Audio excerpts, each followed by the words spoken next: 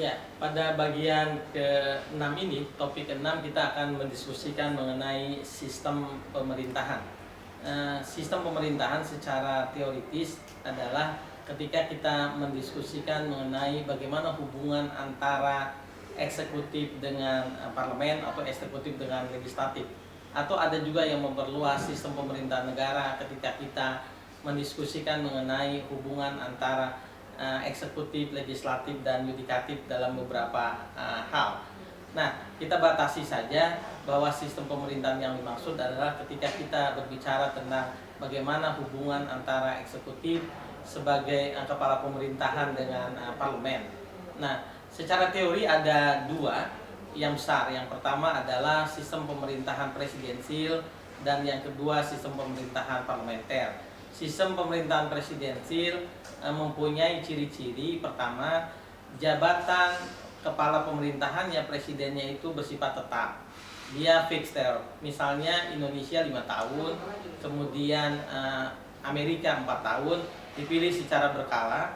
Dan kemudian yang kedua, parlemen itu tidak bisa memberhentikan presiden di masa jabatannya itu kecuali kalau diduga presiden melanggar sumpah jabatan atau melanggar konstitusi atau melakukan tindak pidana tertentu yang diatur oleh konstitusinya masing-masing. Kemudian ciri yang berikutnya dalam sistem presidensil, presiden juga tidak bisa membubarkan parlemen. Dalam konteks Indonesia misalnya diatur bahwa presiden tidak bisa mengganggu gugat DPR, bahkan membubarkan DPR.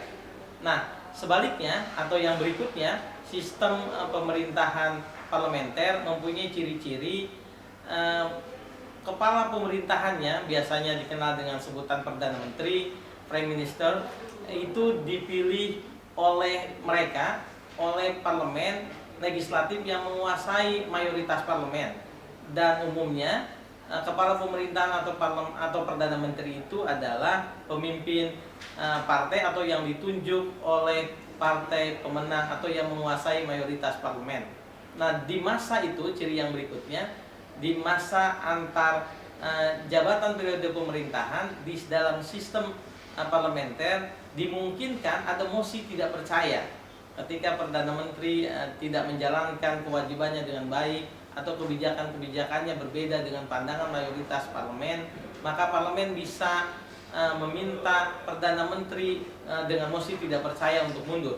Tetapi pada saat yang bersamaan, Perdana Menteri juga bisa membubarkan parlemen untuk kemudian meminta pemilu dipercepat. Dan itu diatur secara berbeda di dalam konstitusi masing-masing negara. Nah, lalu bagaimana konteks Indonesia?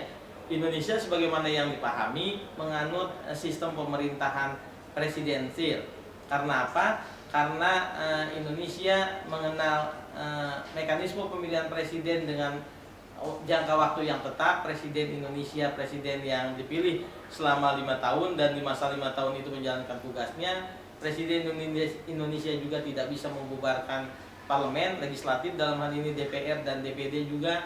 Lalu kemudian di masa itu checks and balances terjadi dalam proses mekanisme ke sistem kepresidensialan dan beberapa contoh-contoh lain. Dalam praktek Indonesia, Presiden Indonesia sebagai kepala pemerintahan itu dibantu oleh para pembantunya.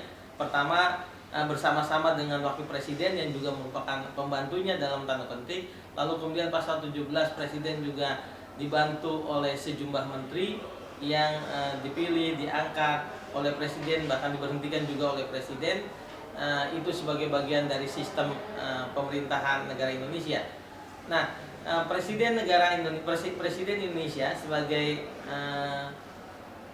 pemegang kekuasaan tertinggi di eksekutif, dia juga di samping kepala pemerintahan sekaligus juga menjadi kepala negara. Dan itu hubungannya dengan bentuk pemerintahan yang dianut oleh kita yang menganut sistem atau bentuk negara republik. Dalam sistem pemerintahan Indonesia yang berbentuk presidensil ini, mekanisme hubungan antara presiden sebagai chief of executive, sebagai kepala eksekutif di Indonesia, mempunyai aturan-aturan di dalam konstitusi bagaimana berhubungan dengan legislatif. Di Di satu sisi, Presiden Indonesia juga mempunyai kekuasaan perundang-undangan, yaitu di dalam ketentuan pasal 5 kemudian pasal 4 ayat 2 untuk menjalankan kekuasaannya, juga pasal 20 dan 21 dengan presiden dengan DPR. Jadi Presiden Indonesia bersama-sama dengan DPR menjalankan kekuasaan perundang-undangan. Demikian mengenai sistem pemerintahan Indonesia yang menganut sistem pemerintahan presidensial.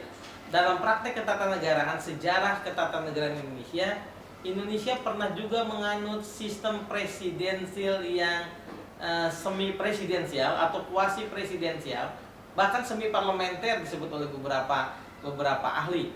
Misalnya karena dalam praktek Indonesia, Presiden Soekarno pertanggungjawabannya dalam pidato Nawaksara di sidang MPRS itu pernah, sidang istimewa MPRS itu pernah ditolak. Lalu karenanya kemudian Presiden Soekarno diberhentikan di masa jabatannya karena Nawaksara pidatonya itu ditolak. Ini menunjukkan bahwa Indonesia menganut sistem presidensial yang kuasi parlementer, karena MPR pada saat itu bisa memberhentikan presiden karena melanggar Undang-Undang Dasar dan haluan negara.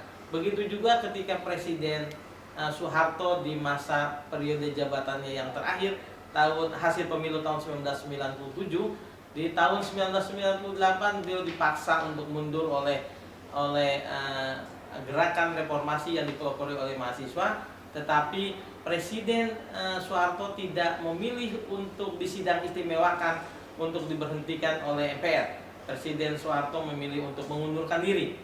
Kejadian berikutnya adalah ketika masa Presiden B.J. Habibie yang melanjutkan masa jabatan Presiden Soeharto, juga pertanggungjawabannya ditolak oleh MPR.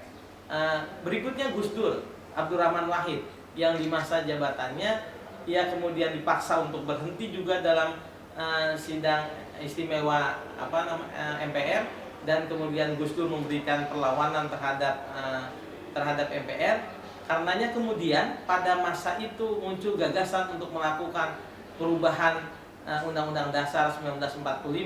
Jadi kita kemudian menegaskan diri menganut sistem presidensial murni, yang karenanya MPR tidak bisa memberhentikan presiden di masa jabatannya. Ada kemungkinan presiden kemudian diberhentikan atas usulan dari DPR. Kalau presiden melanggar jabatan, melanggar Undang-Undang Dasar, lalu kemudian DPR mengadakan sidang, dan DPR kemudian mengusulkan pemberhentian itu, kemudian bertanya kepada Mahkamah Konstitusi, lalu Mahkamah Konstitusi bersidang untuk memeriksa, untuk memutuskan apakah pandangan dari DPR itu benar atau tidak.